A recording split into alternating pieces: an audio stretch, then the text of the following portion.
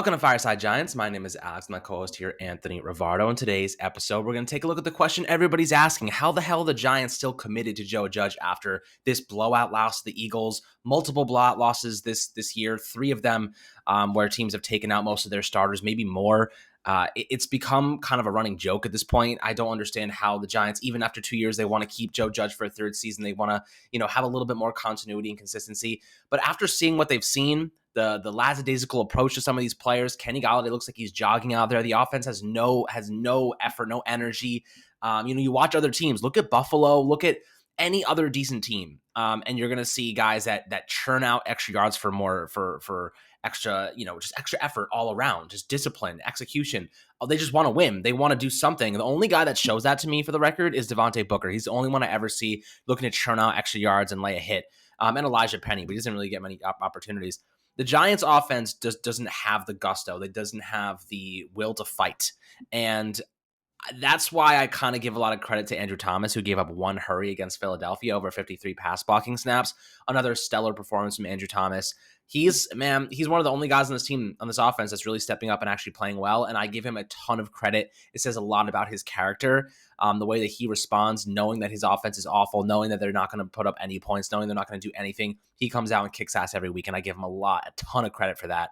But we really want to talk about Joe Judge today, Anthony. We want to discuss, why are the Giants committed to him, and why shouldn't they be? A lot of people, including most of the media at this point, is asking the same question. Why is he given this another opportunity despite seemingly having lost the team, having lost the shape of this rebuild? And apparently he's done a lot behind the scenes, but how much did that really mean if it's not translating to the field? He doesn't seem to be a great head coach, maybe a good culture builder. Maybe he'd be better as a president of the team, but definitely not a head coach, Anthony. But before we dive into this stuff, how are you doing today, my friend? I'm doing all right. I do think that this is really interesting. The Giants basically having this plan set into place before the offseason even begins. I think it's really weird, actually, because if you think of it this way, the Giants have already had this report come out. John Mara is planning on making Joe Judge remain the head coach and making Daniel Jones remain the quarterback. That's what the report from Adam Schefter, probably the most credible source, that's what the report says. That makes this job 1,000 times less attractive for any general manager, because the owner is already telling you two major things that you have to do. You have to keep Daniel Jones and you have to keep Joe Judge. Those are probably the two biggest decisions, the quarterback position and the head coach position, the two biggest decisions that a general manager has to make when they take a job. And those decisions are already made for the general manager when they're considering the New York Giants job.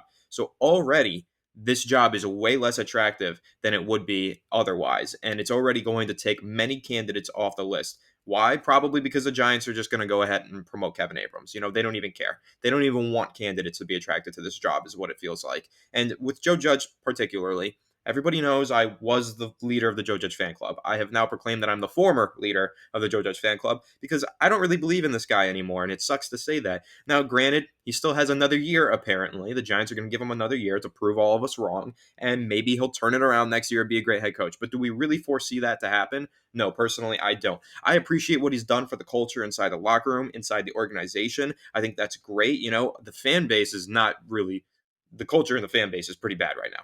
But within the organization, giving away $300,000 to team staff members, that's pretty great. That's great stuff. Joe Judge is a great person. I love the man. I just don't love the coach, right? I really had high hopes for him. I had a lot of faith in him when he got here. But so far, it just all seems like coach speak. Seems like he's a really good public speaker who knows how to motivate men, but he can't deliver in crunch time on the football field. And I think that's damning for him. But unfortunately, the Giants don't feel the same way. So I think it's a really bad decision for them to already have their minds set before this game yesterday even happened, before the offseason even comes. I think this should be an offseason evaluation, but unfortunately, that's not what the Giants are feeling. And I do think that this makes this offseason a lot murkier for Giants fans.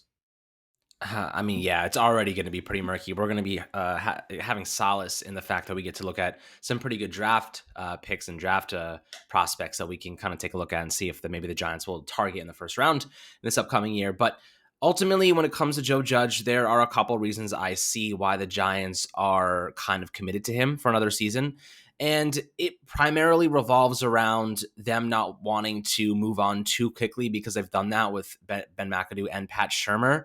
And I think that they want to give him another chance to prove that he can do it. But the problem is, it's going to take a full offensive overhaul, right?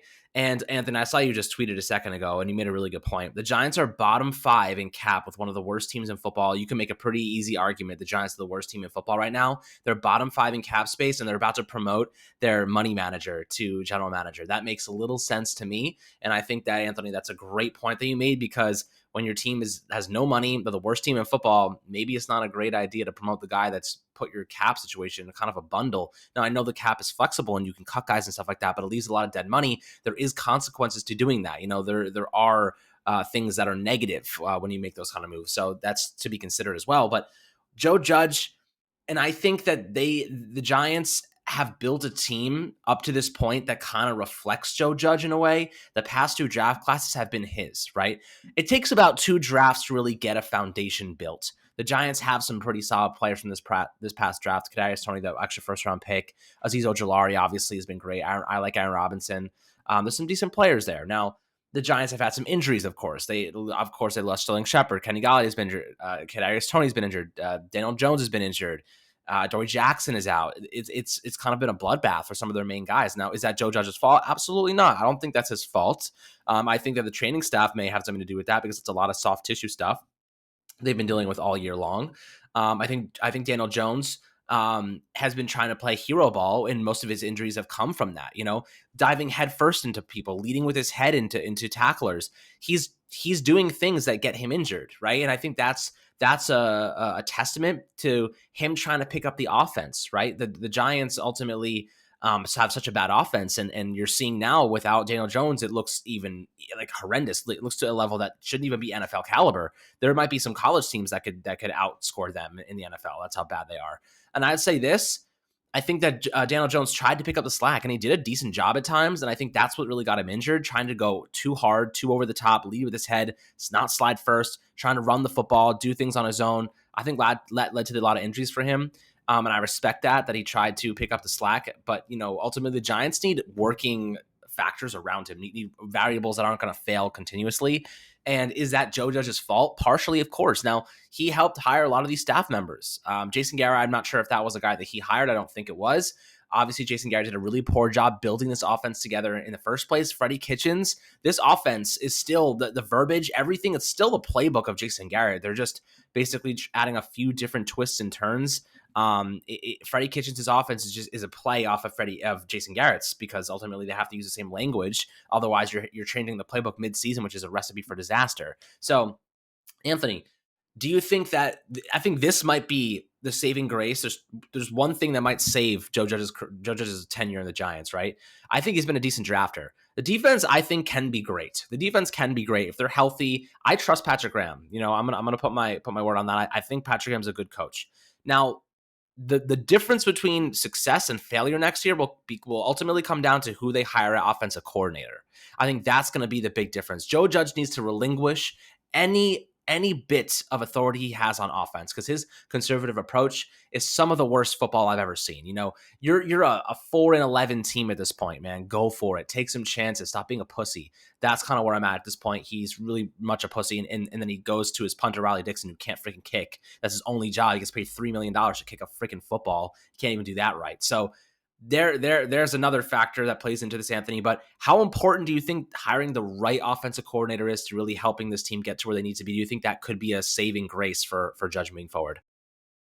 I think that, if we're talking about the saving grace, I think the drafting is major, right? Because the drafting under Dave Gettleman and Pat Shermer was very poor. And then Joe Judge gets the talent, and all of a sudden, Dave Gettleman is much better at drafting. He's much better at making trades. He's much better just in general. Dave Gettleman improved, and you have to think that has something to do with Joe Judge. That's the Joe Judge effect. That hit piece article made it clear that Dave Gettleman does listen to his coaches. He pretty much drafts players that the coaches want. And it seems like the players that the coaches have wanted so far, Andrew Thomas was wanted by Jason Garrett. Joe Judge seemingly wanted to trade down and liked Kadarius Toney. Those look like good picks, right? And some of the middle round picks, we know that Joe Judge has those Bama connections, those SEC connections. He loves taking SEC players. Xavier McKinney looks like a stud out of Alabama. Seems like Joe Judge has had a great influence on the draft. And if they do go with Kevin Abrams, unfortunately, it looks like Joe Judge will probably be the guy managing the draft picks and evaluating the talent, which again, puts probably too much on his plate because now he's playing general manager and head coach. So how does he have time for scouting when he's watching film for the upcoming games? I think it muddies that whole thing. But yes, drafts have gotten better. And then your other point with the offensive coordinator is of the utmost importance for the Giants. They have to nail that hiring. They have no choice but to nail that freaking hiring because this is one of the worst offenses that I've ever seen in my life in any stage of football. This looks like high school. It's bad. The Giants' offense is atrocious. It's an atrocity. Whether it's a lack of talent, lack of coaching, lack of good play calling, I think it's a lack of good play calling primarily, but I also think that the offensive scheme, Jason Garrett's leftover offensive scheme that Freddie Kitchens is working with, not leaving the Giants with much to work with. And then, of course, the injuries, it's all piled up. This is just the worst offense that I've ever watched the Giants go out and put on the field. So, going forward, I mean, they have to nail that hiring. They have to find a very creative offensive mind, forward thinking. They got to go ahead and get the best possible offensive coordinator that they can, because especially if they want to go ahead and bring Daniel Jones back, we're talking about, no quarterback can succeed in this situation, right? We're watching Jake Fromm, we're watching Mike Glennon. No matter what quarterback is back there, it looks terrible. And Daniel Jones actually at times made it look competent. So you got to give credit to Daniel Jones. I mean, this Giants offense rarely looked competent this season, but when it did, it's because Daniel Jones was playing at a high level. He was absolutely carrying this offense, carrying this team before he got injured, which is crazy to say because the team still sucked, but that just shows how many factors were working against Daniel Jones and how he was actually making the most of this very crappy situation. So I don't want him to do that anymore. I don't want Daniel Jones to have to make the most of a crappy situation. I want Daniel Jones to have a good situation around him that he can thrive in next season if he is the starter. If they do happen to go ahead and draft a quarterback or go after Russell Wilson, if that's their plan, then I hope that he gets to choose his offensive coordinator, Russell Wilson. If it's a young quarterback and they're going to have Daniel Jones compete with him, so be it. But no matter what, that offensive coordinator position, whoever they hire there, is going to be super important, not just for next season, but for the long term future of this team. Because if Daniel Jones does happen to thrive under a new offensive coordinator, light it up with 35 touchdown passes next year, well, then Daniel Jones is probably going to be the long term quarterback. And then the offensive coordinator is going to have a huge role in that. So it's very important because if they go ahead, right, say they sign they hire another offensive coordinator, 3-year deal, and it sucks again next year. The offense is just terrible. Well, this time, is it the offensive coordinator's fault again? Or is it Daniel Jones? Or is it the playmakers? Or is it Joe Judge? What is the problem? So it's very important for the Giants that they find an offensive coordinator that's very creative and very good, can call a good game with a great scheme, because that's going to lead to a lot better success. You look at the level of play that the defense has been giving this season, way beyond where the offense is at. It's time to at least return the offense to average. If you can get that about average with an above average defense, maybe the Giants can be a competent team and actually be competitive in some of these games rather than getting blown out and not being able to score touchdowns. It's super important, this offensive coordinator position. I think we're going to have to do some deep dives in the offseason on this channel, look at some potential offensive coordinator candidates and really discuss that, because I think this is one of the most important situations surrounding the New York Giants heading into the offseason. Yeah, I mean, look, the reason the Giants are the worst team in football, and it's pretty easy to say at this point, I believe, is mainly because of their offense, right? You're talking about a team that's averaging 17 points a game. That's worse than last year. Remember last year when we were like, this is the worst offense we've ever seen? This is worse than that. And I didn't even think that was possible. Now there are a couple teams that are averaging about 14 points a game. Jacksonville's one of them. And we just watched the Texans beat the absolute bejesus out of the Chargers yesterday. I mean, come on. The Chargers wiped us clean, and the Texans were considered a bad team. Like, this is getting to a level where David Mills is carrying their squad right now, like 5 touchdown passes. Daniel Jones, and I'll say this: we're thinking about him in context with the backups. So yes, he's 100% better than Jake Fromm, 100% better than Mike Glennon, but he's still not a great quarterback by any means, right? He has a lot of bad variables around him, ranging from the offensive line to his receiving core. I don't think Kenny Galladay is the right receiver for him specifically. I would have liked, maybe somebody else, but there's not that many options. You just got to give him weapons at a certain point and then hope for the best. But ultimately, the Giants need to approach the draft this upcoming year with a different type of strategy. And the strategy is, we need to get starters who can play at a high level immediately. Now, it's easier said than done, right? But some guys are seen as more developmental. You could say, like, okay, I'm willing to accept a relatively down year from that player because I think long term he's going to be an elite player. But Otherwise, you can say like this guy will make an impact immediately, but he's going to be an average level player for most of his career. There's different players that can offer different things. I think the Giants need to approach this upcoming draft with this in mind. They can't wait for their rookies to become great players. They need to get guys that are ready to play now, which is why trading back with one of those first round picks may not be the best idea, because then you're kind of getting away from that range of instant impact players where maybe you're like, oh, okay, you need a year to fit this guy in, whatever it might be. So I'll say this: I think that with that one of those first number 5 pick that we have right now, which will probably land in the 5 to 6 range, you go with the best tackle available, because one of those guys, Charles Cross, Ikem Ekwonu, Evan Neal, those guys are ready to start ASAP. Rocky, you got to start them ASAP.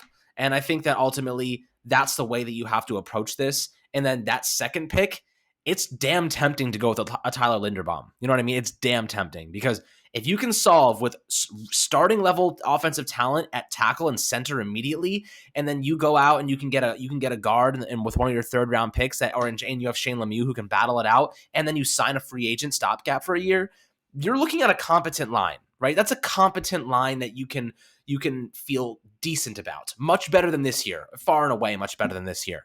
I would be happy with that, right? Tyler Linderbaum is going to be an absolute stud coming out of the gate. We all know this. Ikem Ekwonu or Evan Neal, they're both expected to be very good offensive tackles coming out of the gate. Now, of course, you want to go with a George Karlaftis, maybe out of Purdue, really high upside pass rusher, and then you want to take a crack at center guard in the second round, which is not that many available this year in terms of centers. Or you hope that Nick Gates makes a full return, but that's definitely a risky move. The Giants have to go full in solving this offensive line. And ultimately, that is going to be the key. Like, you watch any of these good teams play, you watch Buffalo, you watch the Rams. They're great because their offensive lines are that good. Look at the Colts. They have such a good offensive line. Their backups came in, and Jonathan Taylor still ran for over 100 yards. You know what I mean? People are scared of their offensive line. Without that offensive front and the depth that they have, they're nothing. The Colts aren't a great team. They're another average team. That offensive line and what makes them special. Carson Wentz is not a great quarterback. He's probably a slightly above average quarterback that looks better because of his offensive line. Jonathan Taylor is so good at running back because he's able to make second level defenders miss because the offensive line blocks the first level so well. He can actually shift linebackers into different holes and then redirect at the last second. That's what makes him so great. His vision is incredible, Anthony. But how important do you think offensive line is to solving this offense? You think that's like dump as much capital into the offensive line as possible this year? Letting Kevin Zeitler go, I remember a long time ago I said I did not like that move, and it was clear as to why, because now we're really missing him. He's one of the highest graded pass blockers in the season up to this point. But if there's anything that Joe Judge needs to do, so you think that ultimately to save his job, it comes down to building the offensive line? Or, how would you rank, I guess, the important factors, the priorities of kind of saving his job? Because it really comes down to the offense.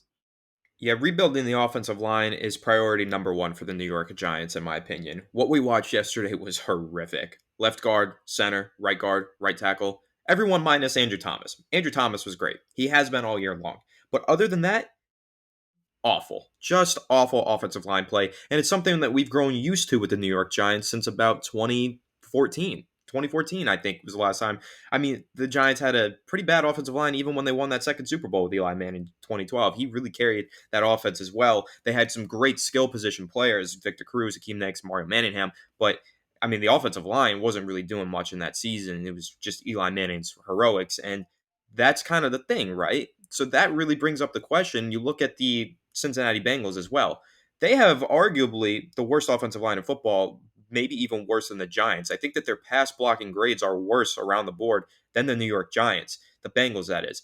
And Joe Burrow just threw for almost a record 525 yards and lit up a really good Baltimore Ravens defense. So, and like I said, Eli Manning, that Super Bowl season, his offensive line was not good. It was below average. They ended up winning the Super Bowl. He had a career year. So that really does bring up how important is the offensive line versus how important is the quarterback. A transcendent talent at the quarterback position can absolutely mask the flaws of an offensive line. Sure, you have to have a good offensive line to have a good team, right? Like that's number one priority usually, unless you have one of those transcendent talents at quarterback. But those are hard to find. It's very hard to find a transcendent talent at quarterback. And if you don't get the offensive line fixed, sometimes you can waste a transcendent talent transcendent talent at quarterback. Look at Andrew Luck, right? Retired early because of the offensive line that was in front of him, constantly letting him get beat down.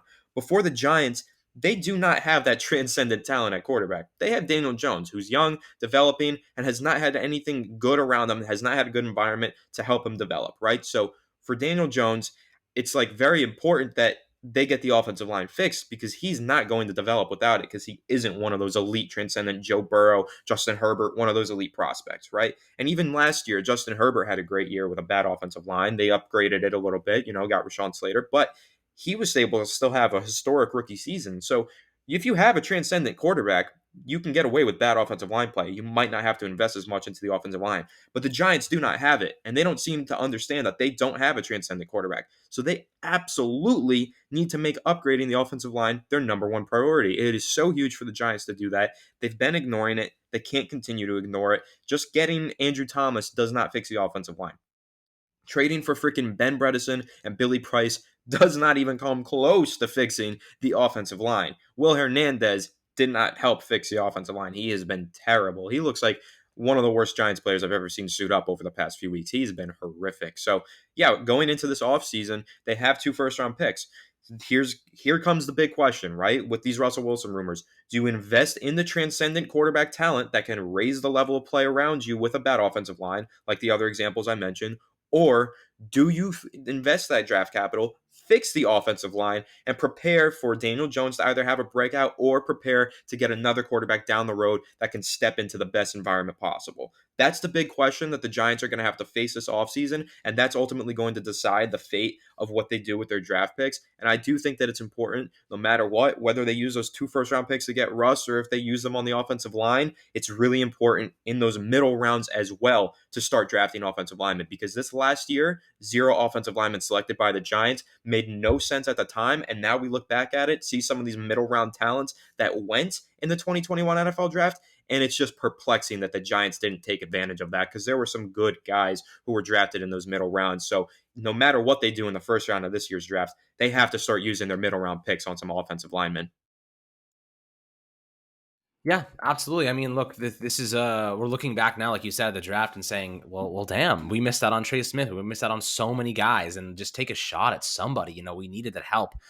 Investing more time, I mean, capital into Nate Solder, and giving him the starting job was always a really big risk. The interior line. I mean, Shane Lemieux was never ready to be a starter. He was awful in his rookie season. They were handing him a starting job with minimal depth behind him. Zach Fulton and Joe Looney miss me saying that they were going to be adequate depth pieces. Like, who knows?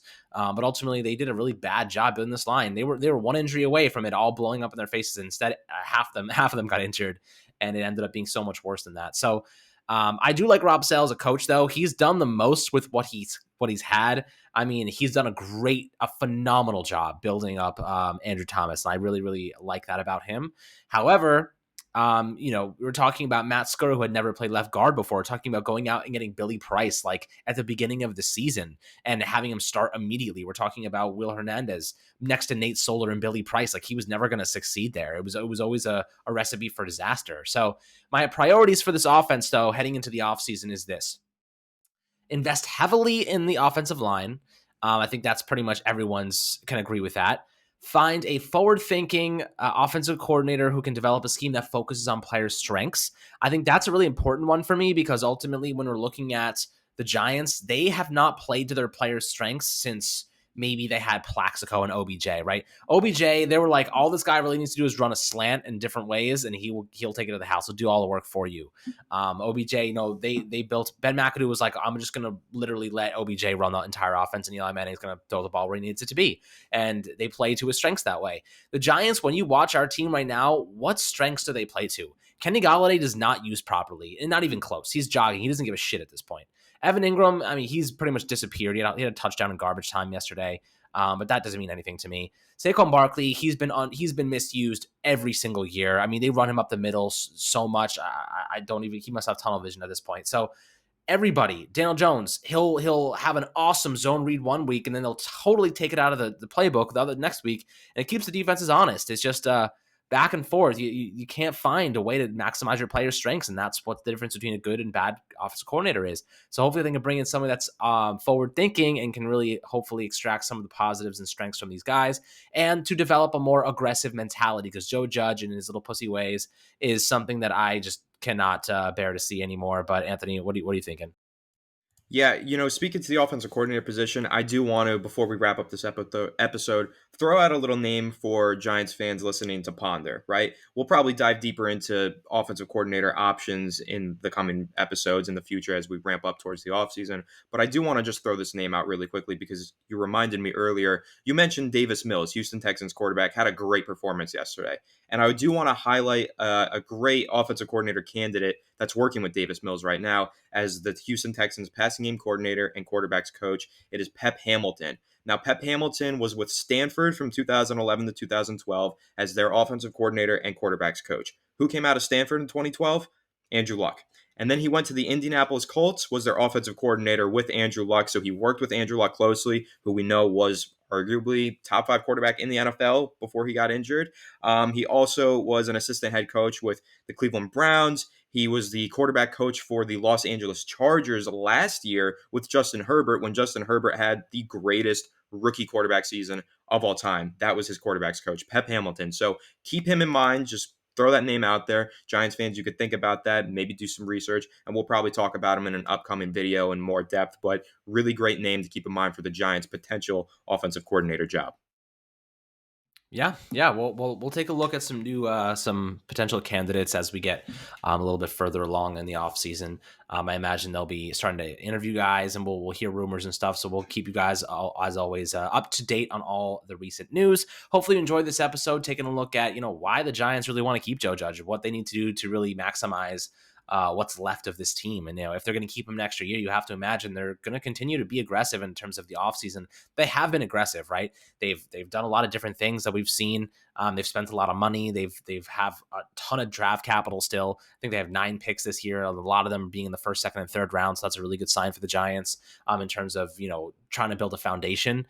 But we'll see. This is interesting, guys. I know a lot of people have a lot of negative things to say about Joe Judge, and I totally agree with you.